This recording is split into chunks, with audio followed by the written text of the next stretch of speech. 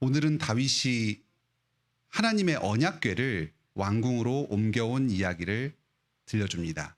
이 언약궤는 사실 이스라엘의 실로 지방에 보관되어 있었는데 예전에 사무엘의 아들들이 이스라엘과 블레셋의 전쟁 때 전쟁에서 승리를 하려고 갖고 갔다가 블레셋에게 뺏겼던 그 언약궤입니다. 그래서 오랫동안 다른 지방에 이 아비나답의 집에 보관되어 있다가 지금 다윗이 왕이 되어서 언약궤를 다시 왕궁으로 찾아오는 것입니다. 다윗이 왕이 되어서 가장 먼저 한 일이 두 가지였습니다. 첫 번째는 사무엘하 5장에서 블레셋 사람들과 싸워서 승리를 거두었습니다. 하나님의 약속의 땅에 이방 민족들을 다 몰아내고 온전히 하나님 나라의 통치를 땅에서 이루는 일을 했습니다. 두 번째로 했던 일이 하나님의 언약궤를 다윗의 왕궁으로 가지고 오는 것이었습니다. 이 일은 하나님이 오직 이스라엘의 왕이시다 하는 것을 인정하는 것입니다. 왕궁에서 통치하는 것은 다윗이 아니라 내가 왕으로서 내 맘대로 통치하는 게 아니라 하나님의 말씀을 따라서 하나님의 다스림을 받아서 이 땅을 다스린다 하는 것을 나타내기 위해서 하나님의 언약궤를 왕궁으로 옮겨왔습니다. 우리도 그래야 됩니다. 우리의 삶을 다스리시는 분, 우리의 교회를 다스리시는 분, 가정을 다스리시는 분은 오직 여호와 하나님이셔야 됩니다. 하나님께서 말씀으로 가르쳐 주시는 것에 통치를 잘 받아서 내가 먼저 순종하고 그 말씀대로 행함으로 우리의 삶 가운데에 하나님의 통치를 드러내는 삶을 삽시다. 다윗이 언약궤를 왕궁으로 옮겨오는 일이 쉽지는 않았습니다. 먼저 아비나답의 아들 우사와 아효가 그 수레에 태워서 언약궤를 가지고 옮겨오는데 큰 무서운 일이 있었습니다.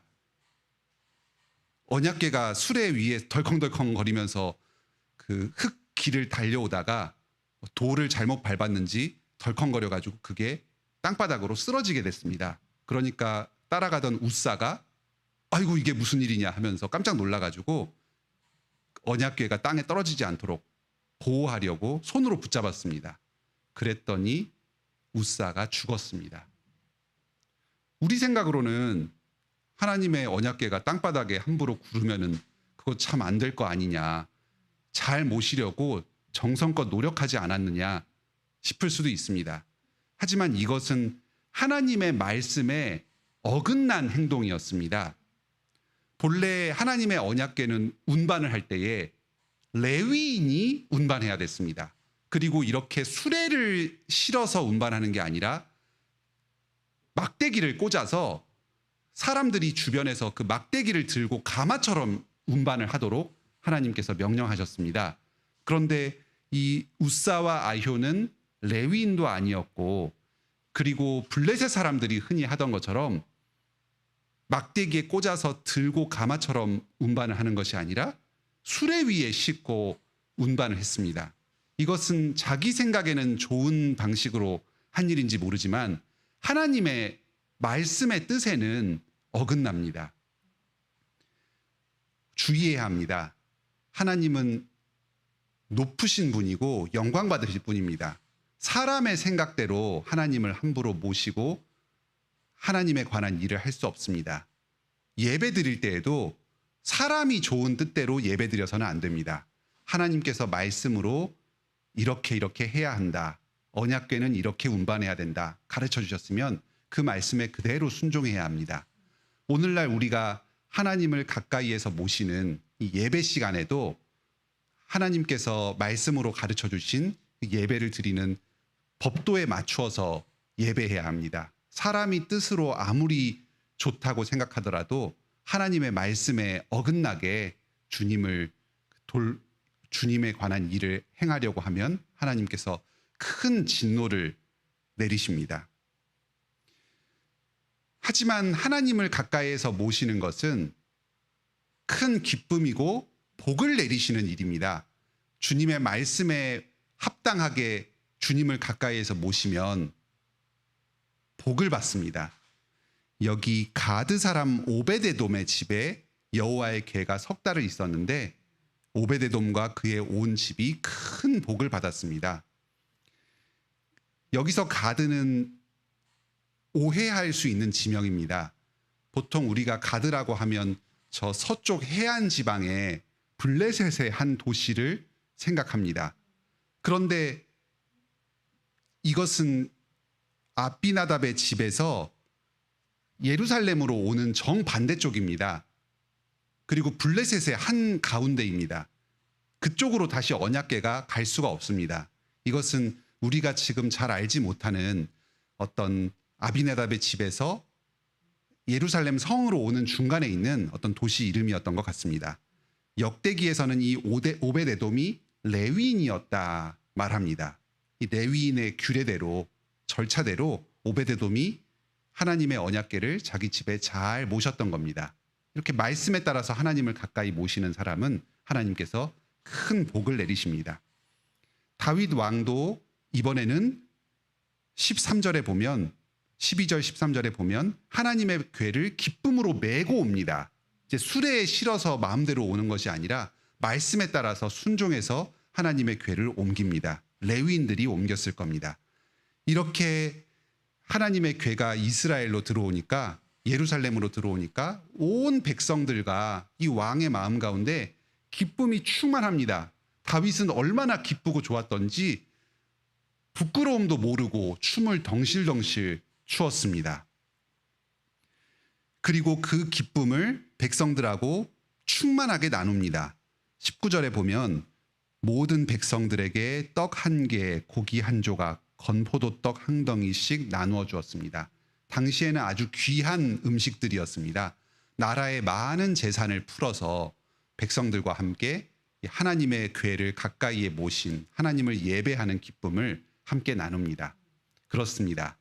우리가 말씀에 따라 합당하게 하나님을 예배할 때에는 하나님께서 우리에게 큰 기쁨을 주시고 복을 주십니다.